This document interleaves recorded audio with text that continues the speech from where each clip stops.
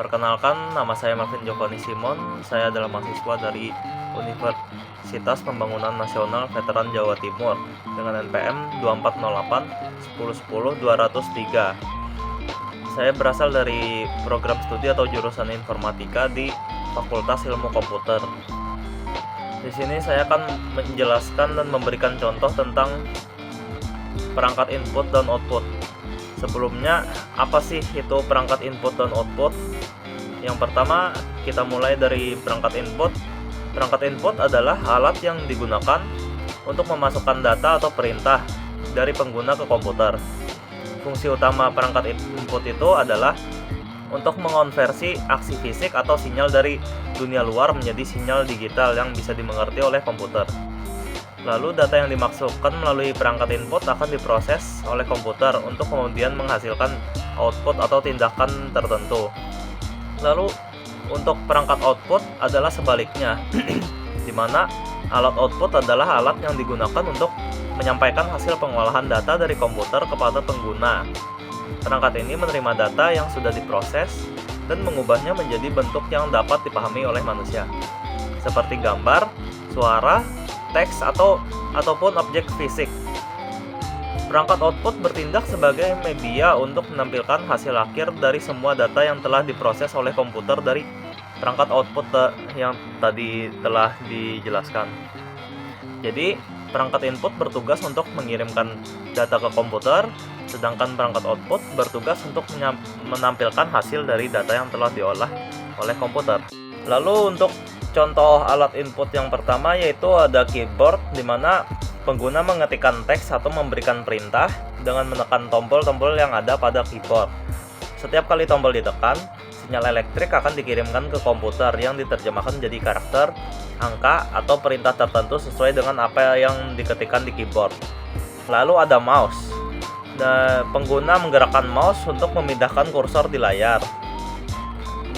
Mengklik kiri atau kanan pada tombol mouse digunakan untuk memilih atau membuka aplikasi, sedangkan gerakan scroll digunakan untuk menggulir layar ke atas maupun ke bawah. Yang ketiga yaitu ada scanner, di mana scanner mengambil gambar atau teks dari dokumen fisik lalu menggunakan sensor cahaya untuk memindai objek tersebut. Hasilnya nanti akan diubah menjadi format digital, misalnya menjadi PDF atau JPEG yang bisa disimpan atau diproses oleh komputer. Lalu ada mikrofon.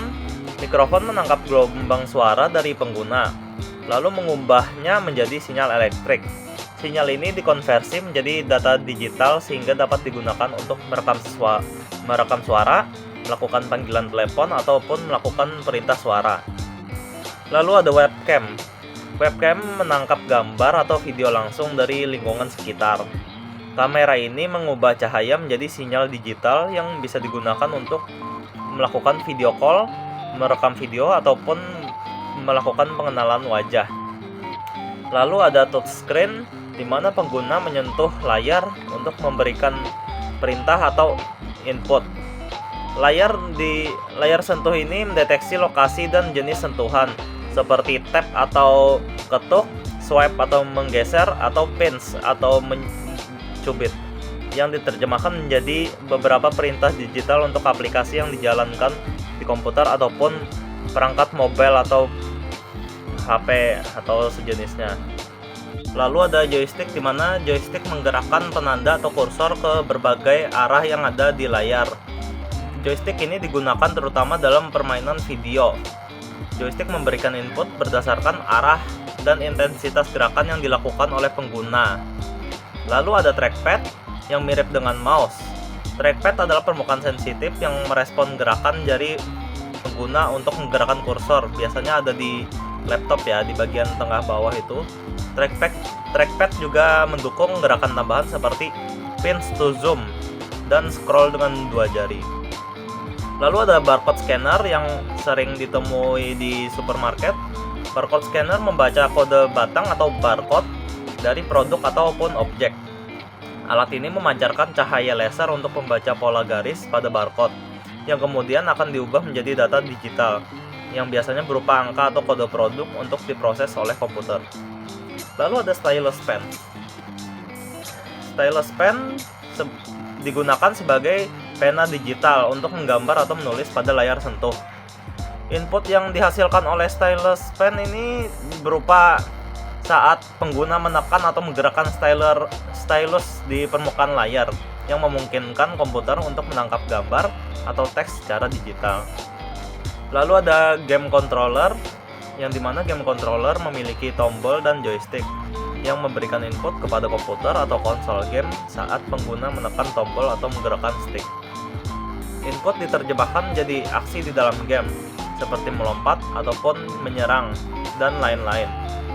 Lalu ada digital kamera, yang dimana kamera digital ini mengubah gambar fisik atau video menjadi format digital yang bisa dimasukkan ke dalam komputer melalui USB atau koneksi nirkabel lainnya.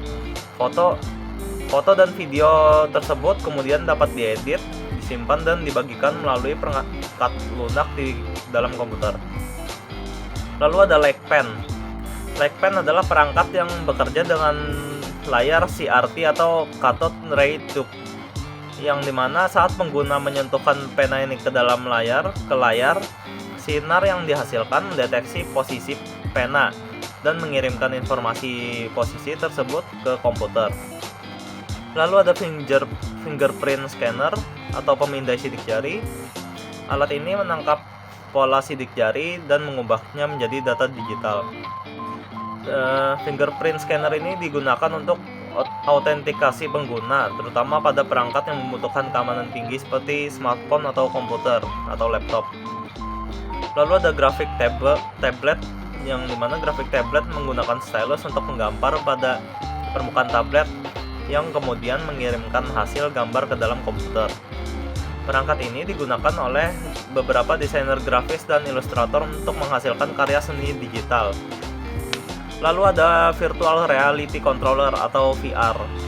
VR controller ini memberikan input melalui gerakan tangan pengguna dalam lingkungan virtual.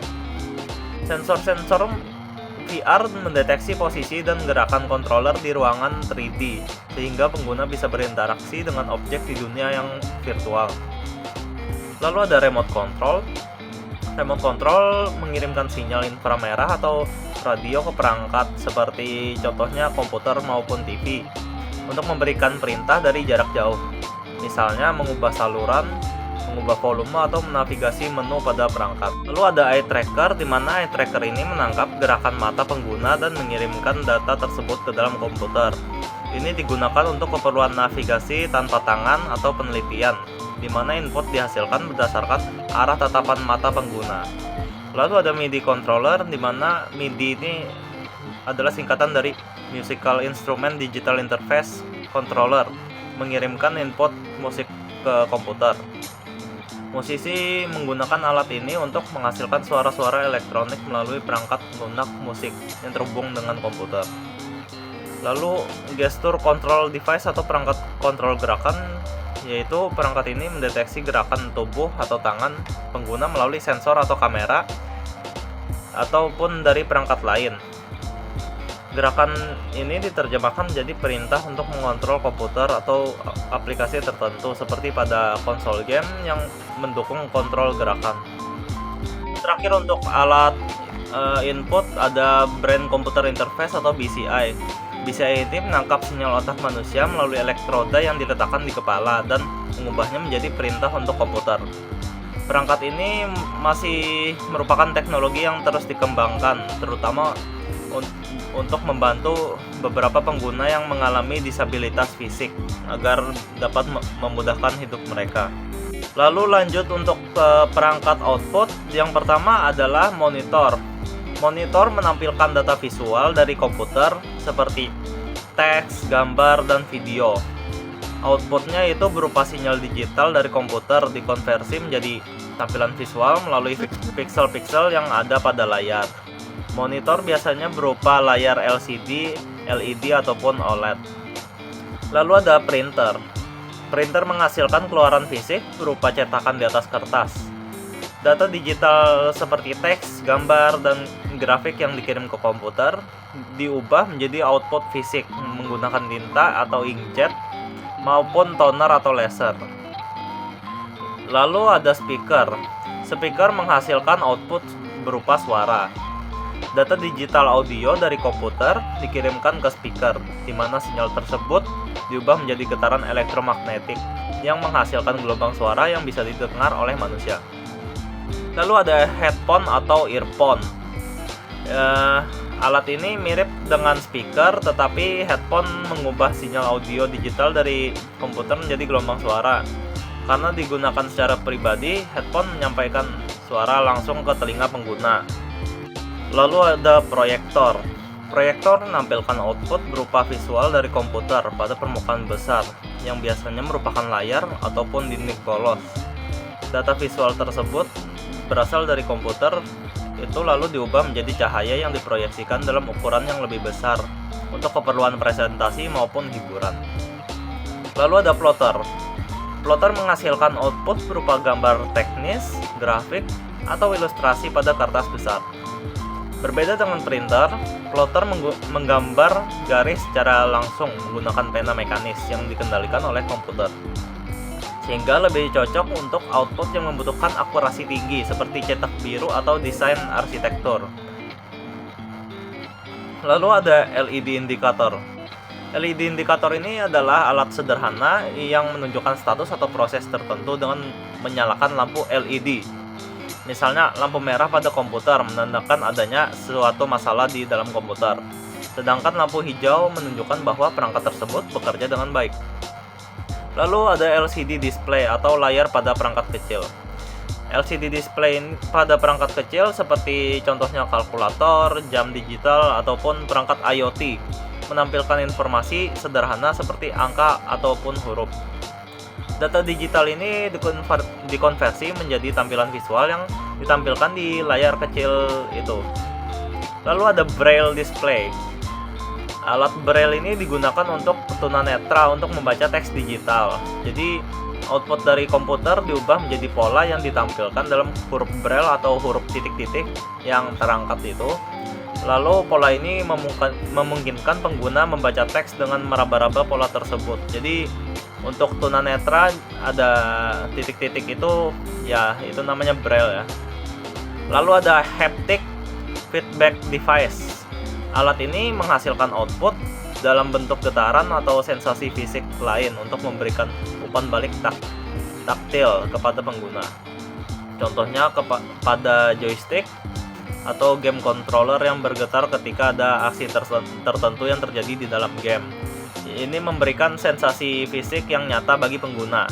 Lalu ada VR headset atau virtual reality headset yang menghasilkan output visual dan audio yang sangat imersif.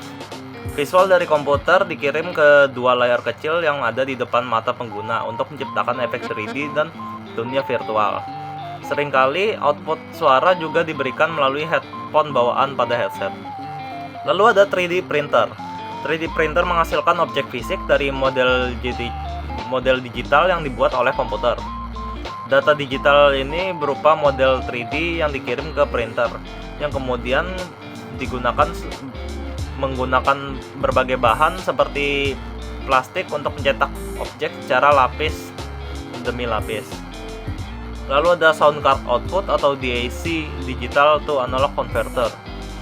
Sound card atau kartu suara adalah komponen yang mengubah data audio digital menjadi sinyal analog yang dapat diproses oleh speaker atau headphone. Outputnya berupa suara berkualitas tinggi yang dihasilkan oleh file audio atau video. Lalu ada plotter cutter, di mana plotter cutter digunakan dalam industri kreatif untuk memotong bahan seperti vinil atau kertas berdasarkan desain digital. Outputnya yaitu berupa bentuk-bentuk atau huruf-huruf yang dipotong secara presisi sesuai dengan desain yang telah dibuat di dalam komputer. Lalu ada tactile display yang menghasilkan output fisik yang bisa dirasakan oleh pengguna, misalnya dalam dunia medis atau simulasi. Layar sentuh yang menampilkan informasi dalam bentuk yang bisa dirasakan seperti peta taktil dapat digunakan untuk mendeteksi tekstur atau bentuk yang berbeda. Lalu ada televisi atau TV. Televisi dapat menerima output visual dan audio dari komputer atau perangkat lain, sama seperti monitor. Data digital dari komputer dikonversi menjadi gambar dan suara yang bisa ditampilkan di layar televisi. Seringkali dalam ukuran yang lebih besar dan berkualitas gambar yang lebih tinggi. Lalu ada smartboard atau interactive whiteboard yang menampilkan gambar atau tulisan dari komputer yang dapat dilihat dan dimanipulasi secara langsung di layar interaktif. Outputnya itu berupa tampilan visual yang dapat digambar atau ditulis ulang oleh pengguna dengan menggunakan stylus atau jari. Lalu ada data proyektor. Data proyektor menampilkan output dari komputer seperti presentasi, video, atau dokumen pada layar ataupun dinding dalam ukuran besar. Perangkat ini umumnya digunakan untuk presentasi bisnis ataupun digunakan di sekolah. Lalu ada digital to analog converter atau DAC. DAC mengubah sinyal digital menjadi sinyal analog. Perangkat ini banyak digunakan dalam sistem audio dan video, di mana output digital dari komputer diubah menjadi sinyal analog yang dapat diproses oleh komputer, seperti amplifier atau TV analog. Lalu ada OLED display, yang dimana layar OLED menampilkan data visual dengan warna yang lebih cerah dan kontrasnya lebih tinggi daripada layar LCD. Outputnya dapat berupa gambar atau video yang diproyeksikan, merupakan teknologi organik LED yang memungkinkan warna yang sangat tajam dan hitam yang lebih pekat. Lalu yang terakhir ada heads-up display atau HUD. HUD menampilkan informasi di atas pandangan langsung pengguna, misalnya pada kendaraan ataupun perangkat canggih. Informasi seperti kecepatan atau arah ditampilkan di layar yang transparan, sehingga pengguna dapat melihat informasi tanpa mengalihkan pandangannya dari jalan ataupun objek lain. Mungkin cukup sekian untuk video saya tentang perangkat input dan output. Misalnya ada salah kata atau kekurangan di dalam videonya, saya mohon maaf. Terima kasih sudah menonton. Saya akhiri.